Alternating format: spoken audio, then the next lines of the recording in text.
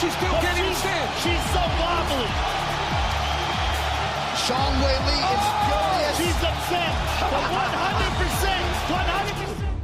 Welcome in, everyone, to a brand new edition of Axe Cake Picks, episode 175, presented by Viva Tequila Seltzer. A little more on them in just a little, but today is May 2nd, 2025.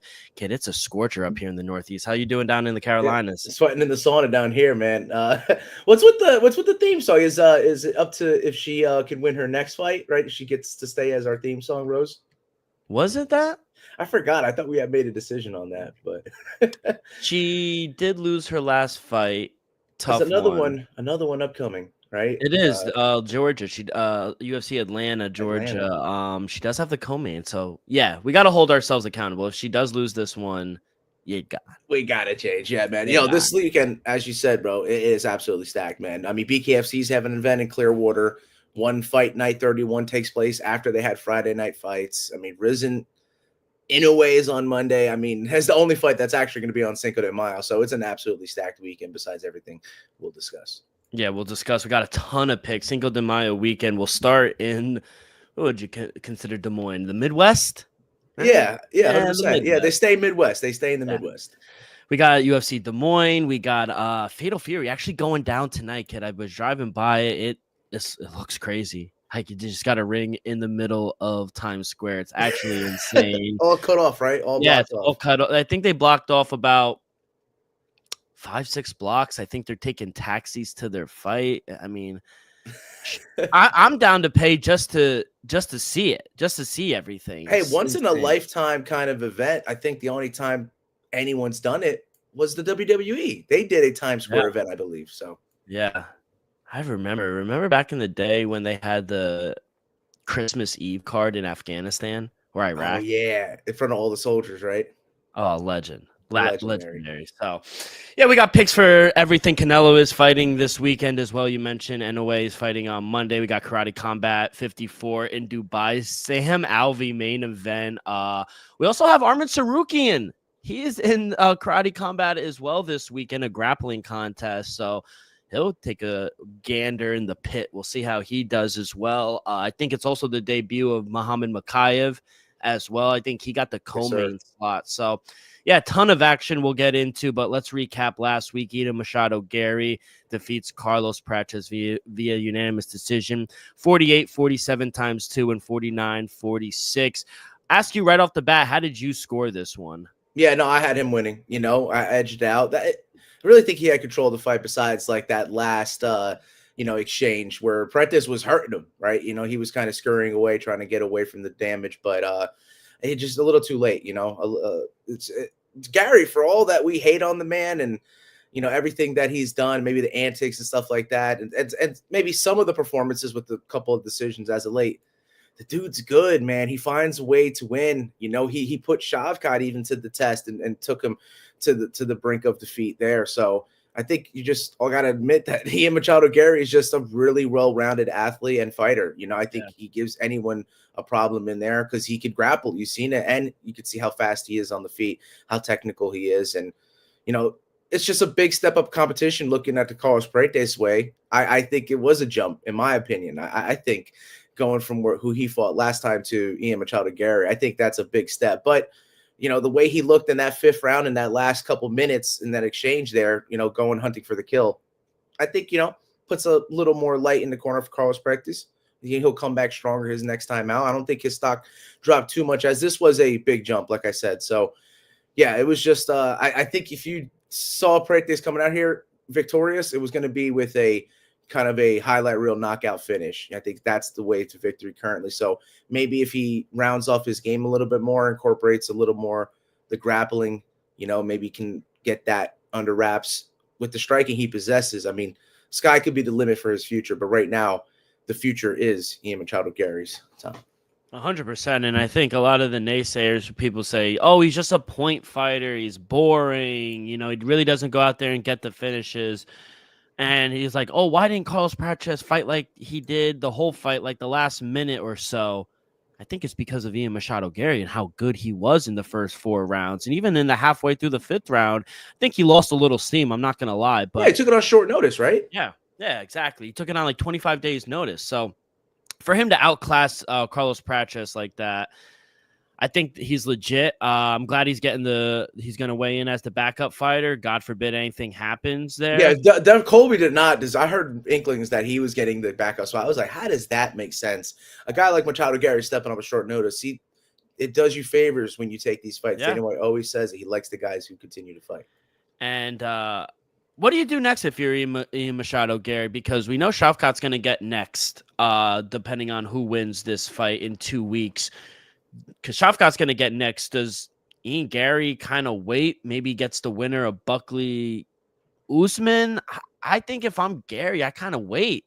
Yeah, man. I mean, he could. I think he'd done enough to kind of earn that right just as much as Shavkat has, especially after that performance, right? I think 2 high names. And I think, it's a little favorable for Bilal to get the JDM fight. I do think Bilal is favored, and I would lean with him there because of the grappling. But I look at that like the UFC wants to have contenders ready for Bilal to fight so that they can maybe get a new champ. I hate to say it, we like Bilal, and I think that's what it is. But as a business perspective, they look at him as a not much one that could sell. And I think if they can get a Shavkat, if that doesn't work, plan B, Ian Machado Gary, let's try that and see if we can corner that market. So, yeah, I think the UFC is just trying to keep their ammunition ready just in case for that 170-pound belt.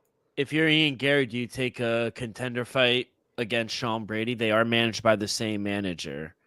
We'll see if they'll allow that to do, right? It's seen before, right? Those under the same, right? The it same doesn't matter. Yeah. They will fight. So it's not like, it's not like brothers or anything like that where it gets a little too difficult and you get a very lackluster fight. But, anything could happen if Bilal does lose that title because then you have the wild card of Islam as well.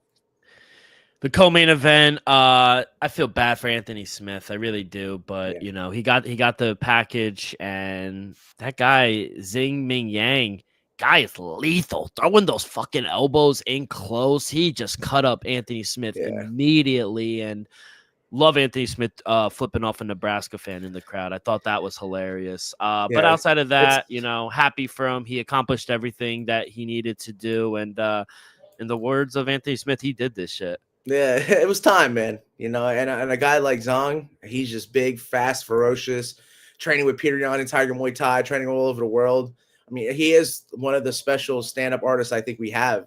China's own, I think, a threat for that light heavyweight division. Honestly, his stand-up is serious. So I yet to see how we thought that Smith can maybe rattle, the feathers with taking him down, but that wasn't even remotely close. So we'll see how he passes that test when that time comes around. But right now, I don't see many people holding a candle to Zhang in a strike at that light heavyweight division. I really think he's that ferocious a contender on the feet. So we'll see yet if someone can, take him down.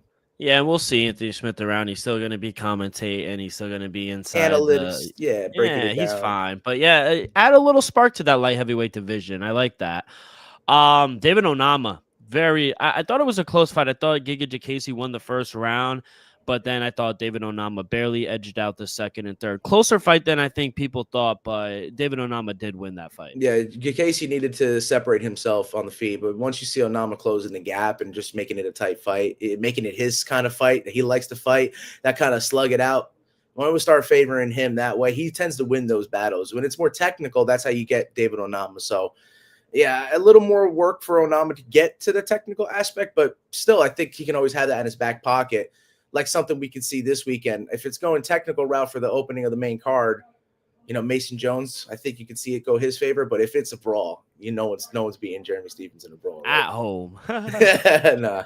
I thought I had this one right. I thought the line was right. And to be honest, I thought it was kind of short on Michel Pereira. But Abus Magomedov, he gets a unanimous decision win. It just never felt like Michel Pereira kind of put the foot to the gas and kind of really did anything. He looked gassed too. I was gonna say, I know what's wrong with it. I ain't got no gas. Yeah, seriously, I think it just came into the fight just not prepared. Like I hate to say that, you look at like that story Joe Rogan talks about with BJ Penn all the time, and it's like that we stopped sparring. I believe. I think, and now regardless of everything that's going on, the fact is that you don't need to take like the damage. You already know how to fight. I think Michel Pereira's fight, he's so exciting. He has all these weapons at his disposal what he should be focusing on is his strength and conditioning. And I just feel like he maybe puts that behind him at times. So he comes into the fight not prepared in that regards. He has everything he can use, but no gas tank to use it. So I think if maybe next fight he dedicates himself to S&C, strength and conditioning solely, I think Michel Pereira can access those tools and do well. But Abus Magomedov, two guys, that come in the first round like that. If you win the first round in a fight like that, I think you pretty much set yourself to win the rest of the fight. So Abus, he did what he needed to do. Yeah, Abus Magomedov is now ranked in the middleweight division at 15th. So shout out him for that. You don't need to number. Boy, baby, what a fucking knockout. First person ever to knock out Nicholas Dalby. And it was a barn burner. Even in the beginning, Nicholas Dalby, no matter what he was doing, he broke his hand. He rocked him. Randy Brown broke his hand in the first round. And still, that's why you kind of saw more of the jab. But he still was able to take him out with that right hook. What a war. I'm glad they both got rewarded for the 50,000 bonus. But yeah, get this man a number by his name. Finally could say it. Bomba clot, baby. Yeah. That's it. That's all you need to say about that one. He really hit it. Yeah, I'm glad he's enjoying. He's going to take some time off, he said, though. Maybe get some surgery on that hand. But, yeah, I'm glad Randy Brown got the win. And bro, 20 UFC fights. He's such a G. That's bro. a lot. I love Randy Brown, but he's so under the radar, but he's always been a threat. Outside of that, kid, started off the night with 4 finishes in a row. Even Malcolm Wellmaker, I'm happy he got a bonus as well. He was able to quit his job. Cameron Saman, I think he's still sleeping. I mean, that was a vicious knockout. Yeah, bro. Yeah. I had seen that. I had high hopes for the guy, but I do think something like that gets you cut from the UFC. You think it's time for Cameron Saman? Still fight different promotions, of course. But yeah. But with the UFC. Yeah. I think the contract was up on that one too. Yeah, so overall, not the best night. I do go 1-4. I only hit on the main event, but outside of that, it was still a fun card. I like the crowd.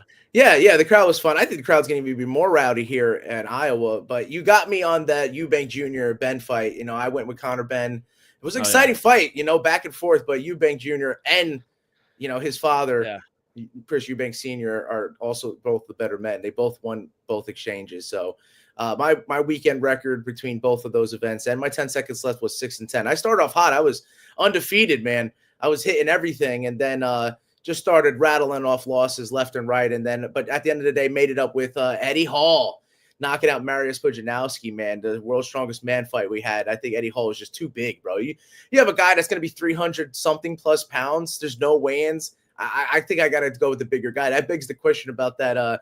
Everyone's talking about the one gorilla or the 100 men. I don't know, man. A big gorilla. Yeah. It's going to be problem. I mean, give me fucking 20 Eddie Halls in his prime and they're taking down that gorilla. There you go. That's the difference right there. Like, are you fucking kidding me? That is a gorilla. But you take 100. You can even take 1,000 of me. Fucking the gorilla's just flying, flinging me all over the place. So it doesn't. Yeah, but Eddie matter. Halls. Yeah, you're right. Eddie Hall is a massive human being. Real quick to touch on it, this is why you and I are such big wrestling fans. When no one knew Senior was coming out of the car and for him to show up, I was so happy. I don't know if he was working a shoot in the upcoming week saying, "You're a disgrace. I would never be," and then for him to show up and for him to get the win. I thought it was a great fight. 116 to 112 times 3. You're talking about Chris Eubank Sr., right? Yes. Yeah. Bro, always so elegant too. Like, just ever seen that man? He's just always so elegant. They do have the rematch clause. And there was respect after the fight. And this is 22, 23 years in the making. So it was nice to see. It did well. We're probably going to see it again. I mean, honestly, and as much as I was like a fan of the fight, I really don't want to see it again, but the two would be, I don't want to say retarded, but they would be in the wrong if they didn't rematch. The money's there, His Excellency came out and said already, we're going to try to get Tottenham Hotspur out there. Like, the money's there. They'd be a fool not to do it, right? I agree. It's just how much they're going to sell the second time out. Sometimes when the hype may not be as much as the first, it wouldn't sell as well as it did the first time around. That would be the only thing, right? So, but you could incorporate that fight, the storyline that's with it, and say another type of big pay-per-view over there and anywhere in England, maybe not Wembley, but, get it somewhere in another venue that can, have a nice intimate crowd, and they can maybe throw it as a co-main event or a featured bout on a great card. And just like the couple that we're going to see this weekend, we got 3 different events for boxing that are completely stacked. So yeah, they can easily put together something like that for them. I nominate the City Grounds in Nottingham Forest. That would be a beautiful set there. The Chuck E. Cheese. Yeah. But shout out you, plus 300 on Eddie Hall. I mean, knocked him out in 35 seconds. Yeah, ran through him. I'll say this. I was rooting for Eddie Hall, but a couple shots to the back of the head. He did apologize to Mario Pudzianowski. Pudzianowski's 48 years old. Yeah, they do have a rematch clause. Eddie Hall said he would be up for it, but instead of the 4-minute rounds, it needs to be 2 because the training for the 4-minute rounds were just brutal, he said, for him. So and not going to be going into fighting, so you should accommodate the rounds for them. If it's going to be kind of that, super fights, the makeshift, freak show, if you would, super fights. Yeah, it is. Let them dictate the rounds so they don't kill themselves. Are you a fan of KSW? I thought the promotion was absolutely pretty cool. So they have some of the best production, I think, pound for pound across all of MMA, because if you look at what some's going on with the likes of One, they just canceled their Denver card. I mean, we're having promotions fall off a cliff right now in MMA. We need answers, Chatri. Yeah, that's exactly right. I think, KSW, if they hold strong, they can corner that European market, that Polish market, and look at that. They're getting stars. So not gonna lie, I've only seen 2 or 3 productions of it, and I've been impressed every time. I was like, wow. I wouldn't mind going if I'm in the neighborhood, I wouldn't mind going to a KSW event. Yeah, dude. My buddy, he covers the events, and man, every time he speaks about it, it just says that he's blown away by, like you said, the production level, and man, the access that they give some of the people. You're right. Yeah. Maybe we need to go over there and talk to some of the guys. So I would shout out Poppy TV. No free shout outs, but that's my boy right there. Yeah, hell yeah. All right, kid. Well, before we get into all the fights, a quick word from our sponsor. We are brought to you each and every episode by Viva Tequila Seltzer, the most refreshing hard seltzer on the market, hands down. There's no wonder why Viva was voted #1 hard seltzer in the world by San Francisco World Spirit Competition, with only 88 calories, 0 carbs, 0 sugar, and a light 4.5 ABV.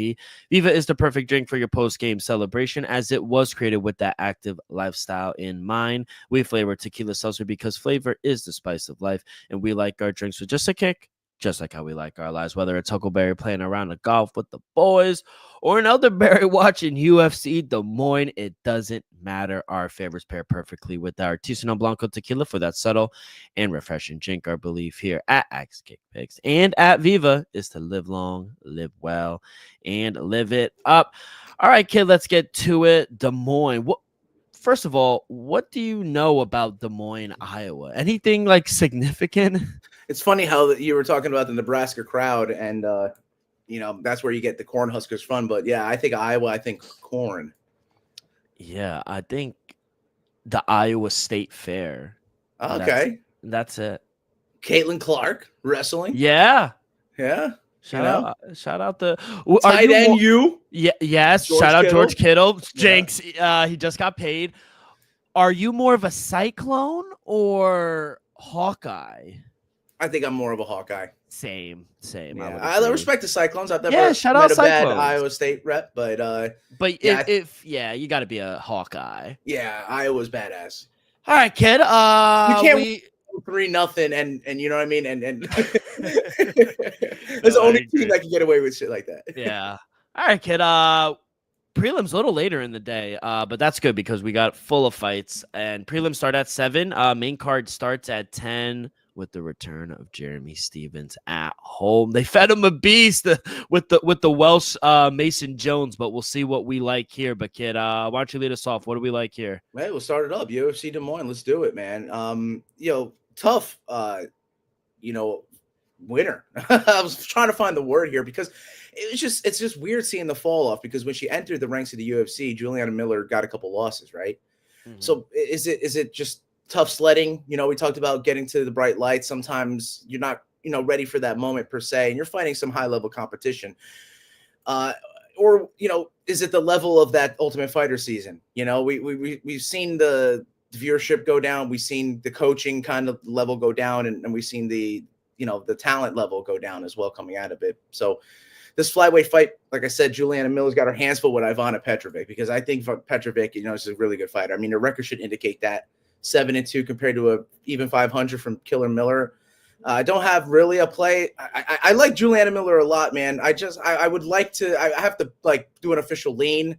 I would officially lean with her in my heart, because I just want her to stay with the UFC and do well, and make a good name for the Ultimate Fighter, because I just have it. Like I said, it's heavy on my heart. So may cause me some pain later, but I will have an official lean on Juliana Killer Miller just to get everything back to homeostasis here. But like I said, Ivana Petrovic, I think, is maybe the better fighter in this one. Yeah, Petrovic, I'm going to take her straight up on the money line. Put her maybe in a parlay, but since the Ultimate Fighter finale, Juliana Miller, she struggled, especially in her grappling. She's 0-5 in scoring takedowns, 0-4 in stuffing them.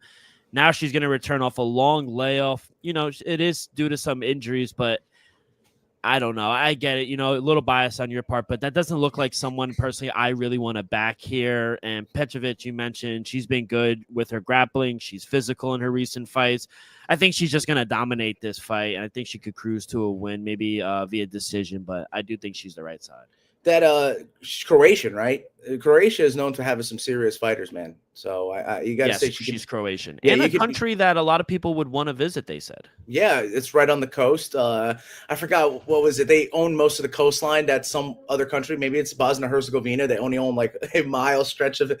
It's like, no, Croatia owns all that. So let's move on from that first opening bout. We go to the heavyweight division, where I don't have an official play at all. I don't want to touch this one. Dontel Mays is plus 240. He's taking on Thomas the Train Peterson at minus 260.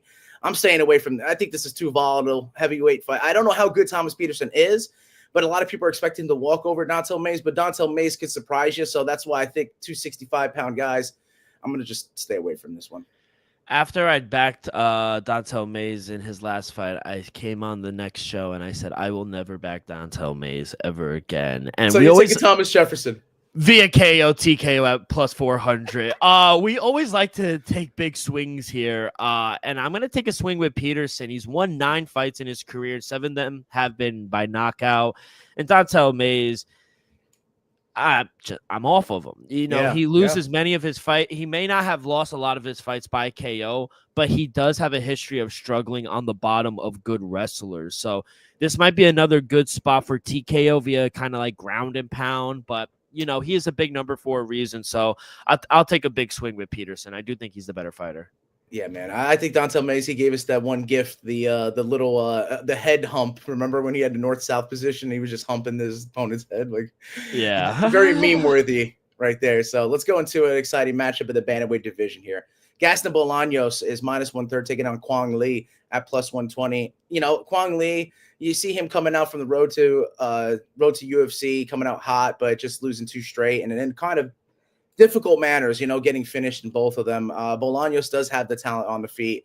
In the past, I've been hesitant to do so, but I'm going all in. I can't do this anymore, D-Rock. I got to back my Peruvians, man. I got to make some money with them. Every time I've been fading them or not playing them, they've been hitting. So it's time to go in. And if I lose, then so be it. I just got to take it, So Gaston Bolaños, I think he has the advantage on the feet. I think he'll stay standing. And I think it's going to be a KO, TKO, or a decision win for him. So, yeah, Gaston Bolaños taking a Peruvian straight up minus 130 and as a leg of a parlay. Let's go. Now, let's talk about the next one here. I like this matchup, man. I don't know about you, but I think it's one of the more exciting matchups we have in the women's division because it's a little bit of a clash of styles, right? Strawweight matchup between Marina Rodriguez and Jillian Robertson. Robertson's favorited because she's on a roll right now. She's been finishing people, dominating on the ground, and that's what her bread and butter is going to be. It's going to be for the fight to hit the mat and for her to win there at minus 280. Marina Rodriguez, she wants to stay away from the ground. The mat is lava to her. If she can keep this standing, I think she has an advantage on the feet. I do. But plus 260, man, I think the odds indicate that she's kind of out of her element. She's been finished about 3 out of the 4 last losses, and that's a 4-loss streak for her. So tough sledding. She's not giving any favors, taking on Jillian Robertson, who's on an absolute tear and looking to rise so that she can contend for a title. I think she keeps it going. I'm taking the Canadian Jillian Robertson here, and I'm taking her via submission at plus 290. Squeeze those chalk down. Might as well even incorporate that prop as a 2-leg parlay. So I got to have 2 separate parlays cooking right now for you with the 2 plays I just made. Yeah, this might be my favorite spot on the whole card. If I'm being honest, I love this fight. Give me Marina Rodriguez plus 260. Woo! She's looked so good on the feet. Even in her recent losses, she's shown excellent submission defense in her career. She just went 5 hard rounds with Mackenzie Dern, and she didn't lose a limb. Plus, we've seen Julian Robertson struggle a bit to even score takedowns. She's good when she gets him, but when she doesn't get him, she's not good on the feet. Marina Rodriguez could knock her out. I'm going to take her straight up plus 160. I like her inside the distance as well. Opposite sides here, kid. Wow. Hey, made a best man or woman win that one. So let's go on to a surprising middleweight matchup because not a lot of people know about either fighter here. Asma Bekaev comes out and just runs through his last opponent. And Ryan Loder, came out victorious, All-American wrestler. A lot of people are counting him out in this one, plus 340, as Bekaev is a minus 380 favorite. D-Rock, do you have anything in this? Nothing in here. I think for me, I don't think we've really seen too much from Bekaev, right? I think maybe it was the level of the opponent that made him look so good his first time out. And that could, make a lot of people want to back you.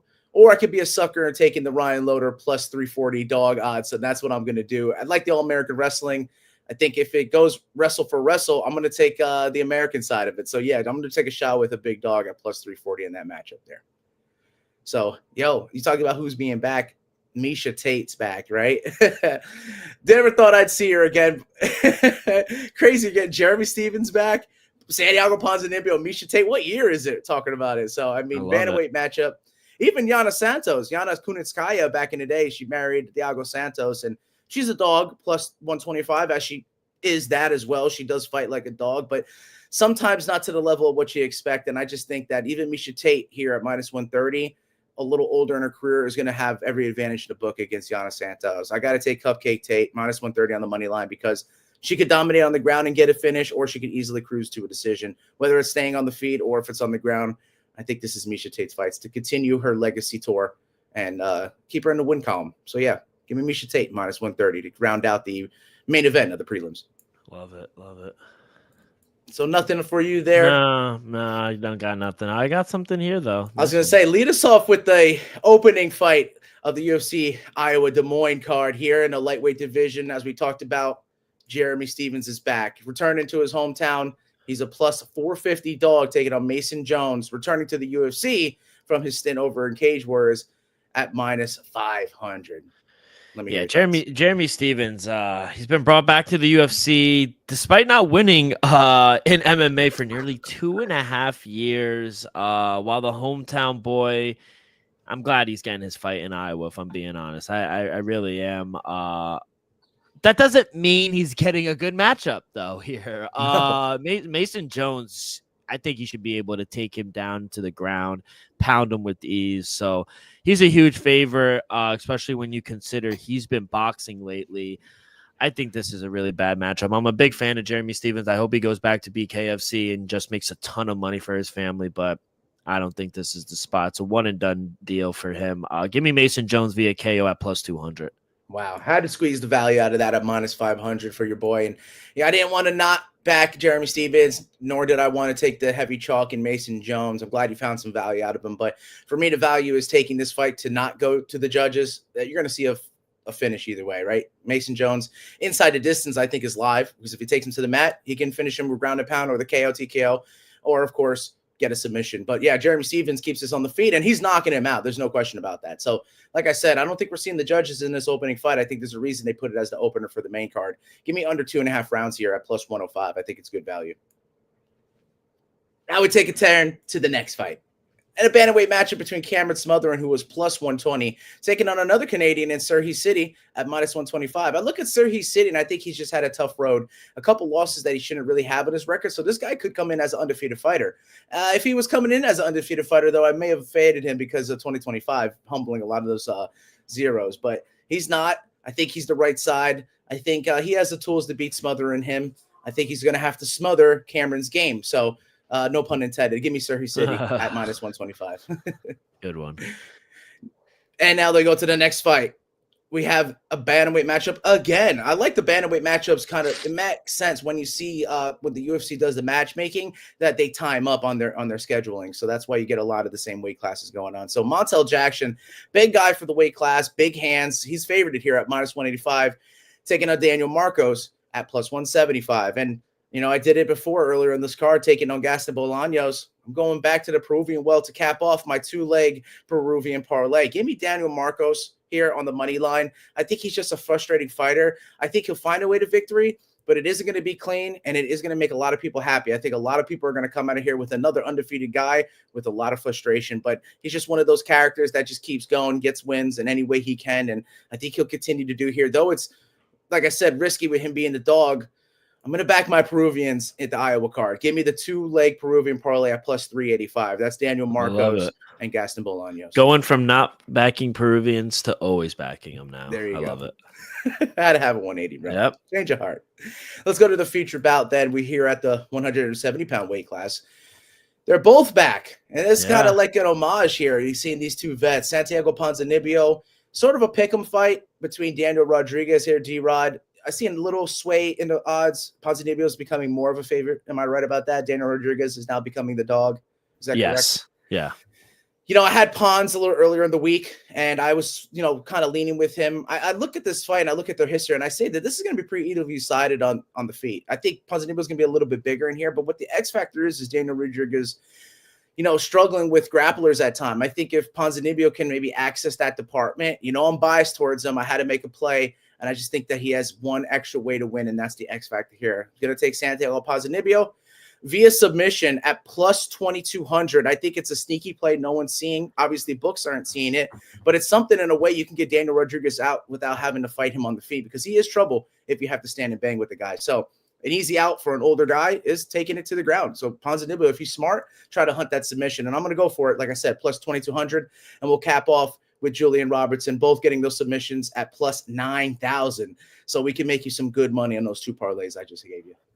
Yeah, it should be a fun stand-up battle. Two UFC veterans putting on a show, I think, for the fans. I kind of was surprised at the betting line. I thought Ponzinibbio would be a bigger favorite, but it's kind of a coin flip. I saw Ponzinibbio at -115. That's what I took him at. I like him in this spot. Ponzinibbio, I think, is better everywhere this fight can go. And with Rodriguez having lost 3 of his last 4 fights, looking a little bit slower in his last fight, I think Ponzinibbio could even get the knockout here to add to his resume. So maybe look for a finish there. But yeah, I'm going to go on the other side. I'm going to take Santiago Ponzinibbio.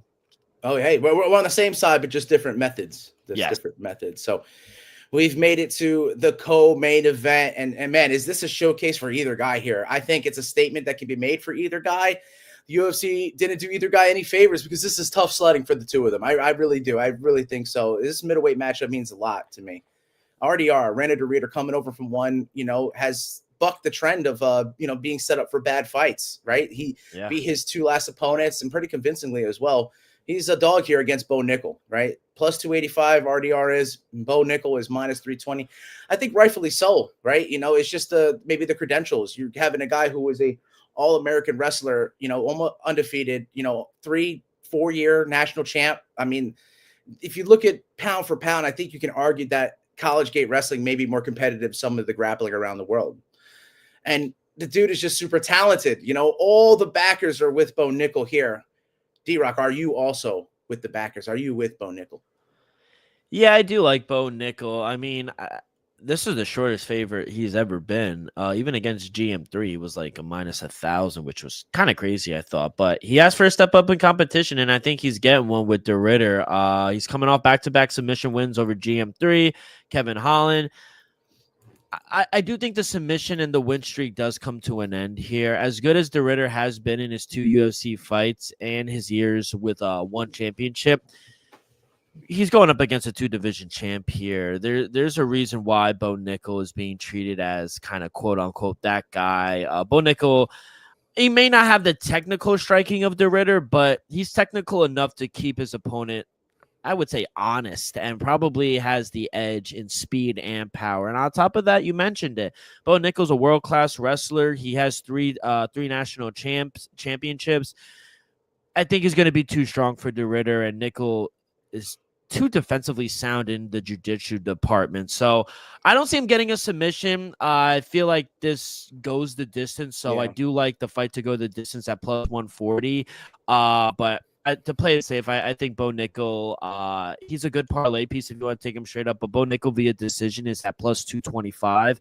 I like that as well. Yeah, that's the bet I would probably make on it. I took him straight up because you could see him maybe grinding him out. RDR seemed to get a little bit tired in some of the previous fights. And in one, you could see him also have some issues there. So you could see maybe a late finish for Bo Nickel. Is it a 5-round fight or is it still 3? No, 3. So yeah, it doesn't really make it go one way or another in the terms of the playing field. It's not even. It seems to be kind of fair regarding that. But yeah, I think Bo Nickel's going to be too strong in the wrestling part, kind of like a Merab victory where he just completely dominates, but due to the amount of takedowns and control time, yeah, I don't really see him knocking him out on the feet. And I just think that, as you said, Bo Nickel's, IQ on the mat with jiu-jitsu is sublime. I think RDR is going to be hard to finish as well there. So I don't think Bo Nickel's going to submit him either. So I'd like your play. I think the best play is either incorporating him as a parlay piece on the money line or taking Bo Nickel straight up as a decision. So yeah, I like that decision pick from you, my man. No Bickle right there. No Bickle. No Bickle. Now we've made it to the main event of UFC Des Moines. And once again, it's in that bantamweight division we talked about where Corey Sandhagen is a massive favorite at minus 500, taking on Davison Figueiredo at plus 430. I'm going to hand it off to you one more time, D-Rock. Give me your thoughts on this main event. Yeah, should be a fun fight. Feels like whoever loses this fight has kind of seen their last opportunity to chase the championship. Sandhagen, he's sitting near 5-1 favorite. At first, I thought it was a little too high, but then the more I looked into it, kind of makes sense. Outside of that fluke KO strike from Figueiredo, Sandhagen, I think, is a bit better everywhere, and I think he knows how to stay out of trouble. So I think Sandhagen, I think he's going to utilize his volume striking kind of to dictate the pace to get the win. If he is to finish Figueiredo, I think it comes later in the fight. I don't see a finish happening, though. I think the fight goes the distance, and you could get that at minus 185. It's a little better, but I'm going to do a same-game parlay. I'm going to take Sandhagen on the money line to win and the fight to start round 5. You could get that at minus 170. Yo, brother, I mean, that kind of broke it down perfectly for me, and it kind of just inspired me to make a live parlay because I did take Corey Sandhagen straight up on the money line as I did Bo Nickel. And the way you made me think is that it's most likely that these two fights, unfortunately, go to the judges. So I think to get value out of the minus 500 for Corey Sandhagen is to take him via decision and then put him in a parlay with Bo Nickel via decision. So you said Bo Nickel decision was plus 225. Yeah. And so what is the Corey Sandhagen via decision? Let me see real quick. Via decision. Let me go on. Sandhagen to win by decision is minus 150. Jeez, it's favored. Okay, well, if it is favored, then still the 2-leg parlay that I'm making live on the podcast for you guys today is at plus 442. So if you do feel comfortable that Corey Sandhagen and Bo Nickel can win this and in the judge's eyes as well win it, that 2-leg decision parlay will EQ that. Plus 442. I like it. I'm going to take it live. So thank you for that, D-Rock. Yeah, like for UFC. Yeah, like I said, you could get the Sandhagen money line plus the fight to start round 5. You could get that around minus 180. The fight to go the decision is minus 185. So it's around there. He's favored for a reason, though. So Figueiredo's just too tough to finish, I feel like. And Sandhagen could do everything he can to get him out of there. And even if he comes close, I feel like Figgy could just ever so slightly hang on. What worried me while I was back in Sandhagen so much is some of the photos. Have you seen Figgy a couple weeks out from the fight looking big, looking like a 200-pounder, having to cut down to 135? No wonder he was having trouble making 125. Yeah, so should be interesting. Joe, good luck. By the way, for boxing on DAZN, the home of boxing, got a nice promotion for both Garcia and Romeo and Canelo Skull. Both $90 for both fights. Not bad. Not bad. Where do you want to start? You want to start with Canelo? You want to start with Fatal Fury? Start with the Canelo fight. Might as well, because then we can work our way to what's more recent. Yeah. We got a couple fights going on today. William Skull. I mean, Canelo is a huge favorite for a reason. Alvarez hasn't scored a knockdown since he downed Caleb Plant back in 2021. He's gone the distance in each of the past 6 fights, including the one back in May of 2022 in that decision loss against Demetrio Bivol. I don't think much is going to change here Saturday night. I'm going to take Canelo Alvarez. I do think he wins. Should be a close fight, though, but I'm going to take Canelo Alvarez to win via decision at plus 175. Yeah, I think that was like the more likely of the bets to go ahead and make here. I think you got to squeeze that minus 3,000 value down for Canelo. I mean, he's the only one in my eyes that's deserving of a minus 1,000 odds and up kind of fighter to me. Canelo Alvarez has only been outclassed by Bivol, in my opinion. Maybe Floyd Mayweather, but Canelo was a Canelo by that time. So, yeah, Skull, if you look at his history, though he's undefeated and he has some knockouts, he hasn't majorly fought over 8 rounds. Only as of late, his past 3 fights has he gotten to the 12-round bouts. He's got okayed for that. I think that hurts some fighters. I think you got to get them into the fire immediately, get them trained up to fight for the full 12 rounds. And so that when the time comes, when they're fighting championship level, they'll be ready for it. But I think the lights are going to be too bright. I think the roundage is going to be too much. The time in each round is going to be too much for William Skull to be able to compete with Alvarez in the later rounds. So I think Canelo Alvarez gets him out of there. And I think it happens later. I think the Canelo to win in round 7 through 12 is a safe bet as well, as long with Dylan's pick. So it's either going to be a dominant decision victory for him or he finishes him late. And I think those odds at plus 140 are pretty fair for a finish in 7 through 12 for Canelo. And that is during the afternoon in Saudi Arabia for Saturday. I'm surprised it's not in Mexico or Vegas, but with the amount of money that they are paying for this fight, it's for the undisputed super middleweight championship as well. Obviously, Alvarez holds the WBO, WBA, and WBC title. He's looking to regain that IBF title that was stripped from him when he faced Skull. So hopefully he gets that back. But yeah, we are backing Canelo Alvarez. Yes. Let's go to today. Let's go to today, the Fatal Fury in Times Square. I cannot wait for it. Do you want to start with Ronaldo Romero and Ryan Garcia, or do you want to start with Team Football? No, it should be good. I know he's fighting Arnold Barboza Jr. I mean, don't sleep on that cat. I think that's the best fight. People are like all over Lopez, but Barboza Jr. he's a freak, bro. He's got a lot of power. He's got a lot of experience. He's still undefeated, man. Though, let's start with that one. Yeah, Lopez does do a lot. I think it might be worth putting a little pick on Barboza. I really do. What were the odds on that, though? Was he favored? Because if that's saying something, I don't know what else will. I know he was a short favorite. Yeah, so right now, I'm trying to find it for you. Diaz on the Canelo card. Yeah, there's a bunch of guys fighting this week. Oh, yeah, so Teamofo Lopez minus 250, plus 190 for Arnold Barboza. I would take the flyer on the dog in this spot, and it could be a split decision victory just to get the rematch up. And wouldn't he take a belt off of Lopez if he wins? He would. So that's what I think would enact a rematch clause, and I think Lopez will obviously get that back easily. But it's just people sleeping on Barboza, the odds makers sleeping on him. I think it's worth a dog pick.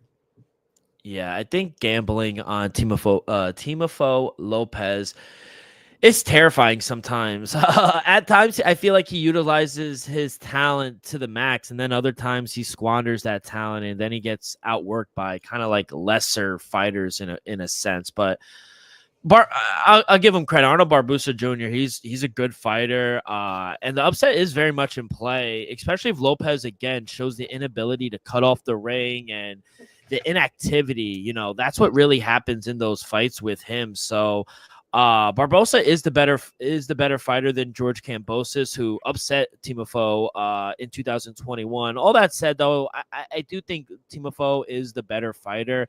I think he should get the victory here. Lopez has scored 1 knockdown and 1 stoppage since 2020, and Barboza is good enough fighter that he's unlikely to get stopped. So I do think he goes every round to the distance. So I'll take Teamofo to win via decision at minus 120. Yeah, that's why Barboza, the way he wins is split, and then, like I said, you get all that rematch going. But I don't think Devin Haney should lose this next fight for himself. No way. Against Jose Ramirez? No. Devin Haney all the way. I understand they want like a tune-up fight before they get the rematch, but what if one slips up? If one of them slips up and Ryan Garcia or Devin Haney... Ryan Garcia has more of a chance to lose against Rolly. But do they still fight next? If one of them loses, maybe not. Yeah. Maybe it puts a dent in the plans. I still think they fight. It's too big. It's too big. Right? Yeah. And Devin Haney still loses.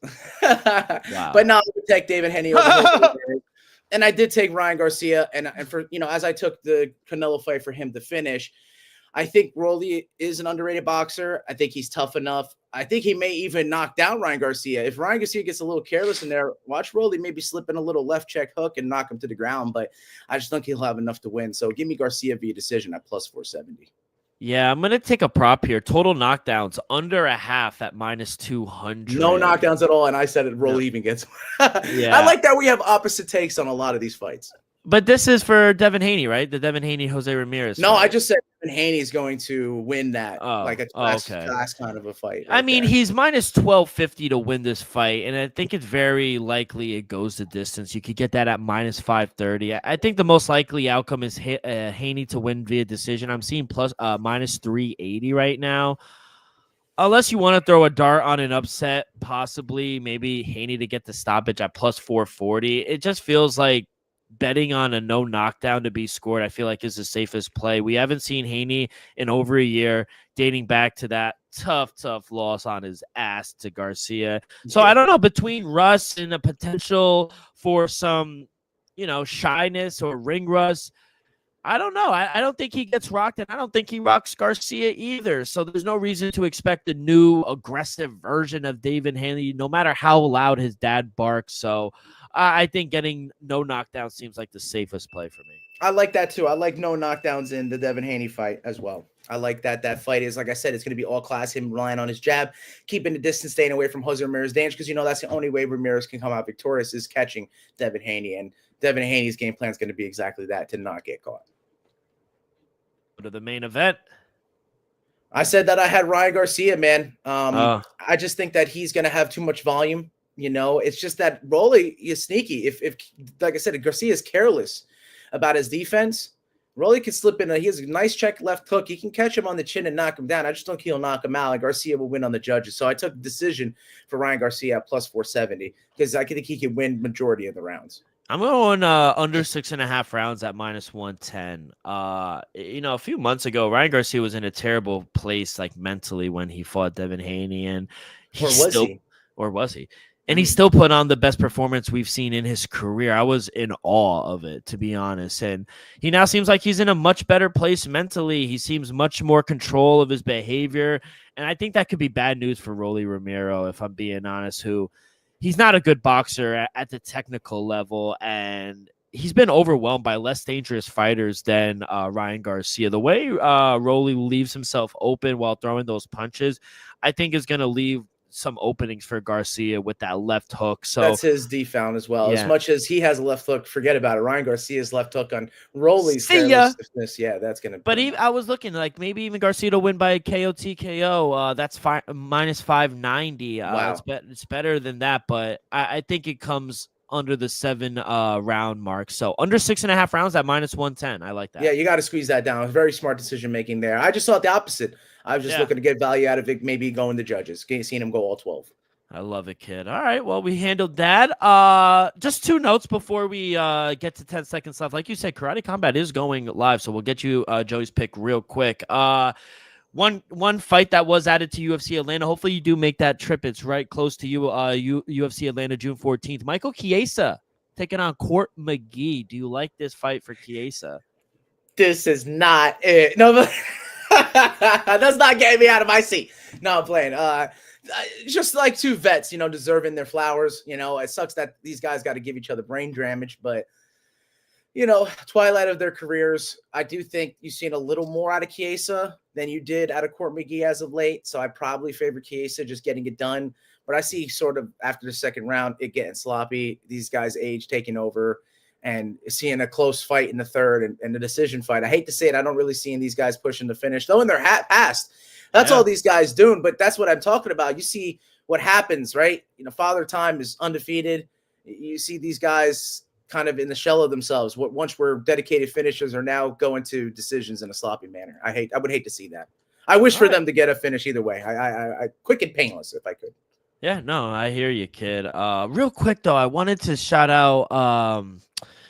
It was the PFL yesterday. Shout out my boy Phil Davis. Yo, and the word. knockout against Rob Wilkerson. I was Bro. in awe watching that. Yo, Phil Davis, mentioning ageless wonders. I think Phil Davis, I feel like he's been fighting for like 20 years. He fought for a title in the UFC. Yeah, I remember Phil Davis, though, like in like 2008. Like, I remember him like early, bro. Like, Phil Davis was fighting early. Penn State he's wrestler. knocking Wilkerson out now. It's a Penn State weekend then. Bo Nickel and Phil Davis. All right, kid. Karate Combat, Dubai 54. Like I said, Arman Sarukian, he's in a grappling contest. Muhammad Mokaev, and then Sam Alvey is defending his belt. Yeah, because Sarukian's still signed to the UFC. They won't let him engage in any hand-to-hand, So Muhammad Mokaev, he's got to get the UFC to notice him. So that's why he's in a hand-to-hand. So I had to take Mokaev. He's got an advantage. KSC knew what they were doing when they put him against Zaman Bukaev because he's not a finisher on the feet at all. Zaman Bukaev is also a grappling guy. So look at his record, 0 KO losses or finishes. So Mokaev, who has a little bit more skill on the feet, I think he gets the nod. And then in the heavyweight matchup for the KC Karate Combat Heavyweight World Championship, man, Sam Alvey, dude, I think he has his hands full against Tyrone Spong. We love Sam Alvey. Smiling Sam Alvey is an absolute legend and a joy to watch. But you see times in his fights, though he's retained, he's gotten the better of less technical and less powerful opponents where he was able to take their shots. You've seen what happens when he took some powerful shots in the UFC. I think he left in the UFC, that is, with a 6-fight KO loss streak. Plus 600, I think the odds makers see it as well. Tyrone Spong is a K1 Glory world champion. He has all the technical capabilities and the power to back it. You can see why it took me so long to make this pick of how much I love Sam Alvey. I'm taking Tyrone Spong here, minus 475. If you put those two guys together, Mokaev and Spong, it'll give you a little bit better parlay odds of minus 249. So this is the best way you can get those two straight up on the money line because there are no props out to bet with this. But yeah, I do see KO for that main event. I hate to see Sam Alvey go out again, but I do see it with Tyrone Spong's capability. I hope Sam Alvey shocks the world. It would be I would be jumping off my seat if I get to see that. And I'm going to tune in right after we end the show. I got 10 seconds left. Let's go to the Inoue fight. Fighting Monday. Ramon Cardones. I'm going to take the under 6.5 rounds at minus 139. Everyone knows Inoue is a wrecking ball, but Cardones has been a bit of a poop himself, I would say. I think this should be an explosive fight. Obviously, it's set up for Inoue to get the win on American soil, by the way. I'm glad he's fighting in America as well. So I think it should be a fun fight while it lasts, but Inoue's power does what it always does, and I think he's going to eventually knock him out. So under 6.5 rounds at minus 139. It's funny because I was literally like going to make the play live, as you said. Damn, they're about to be fighting right now for Karate Combat. So, yeah, I think I'm going to go with the knockout. And listen to this. Naoya Inoue with the knockout is a minus 1,000 favorite prop bet. Like, that's why I couldn't really incorporate it. But your way of betting was absolutely fantastic, and I give you your credit to that. So, yeah, got to hunt some value out of these top fighters in the world. Hey, Joe, let's have a fucking weekend, kid. By the way, Derby week. You got a horse for me, huh? No horse. I want the one with the cafe. The name with the cafe. Oh, Lux Cafe. So it's a year for the Luxor, Japanese. Yeah, the Luxor Cafe. Yeah, I'll give me that one. That's what I'm taking. The Japanese horses that have not won yet, but they might this weekend. Let's do it, baby. Let's go. Everyone, enjoy the fight. Should be a very good weekend. Good luck. Enjoy the fight. We will see you guys next week. Peace.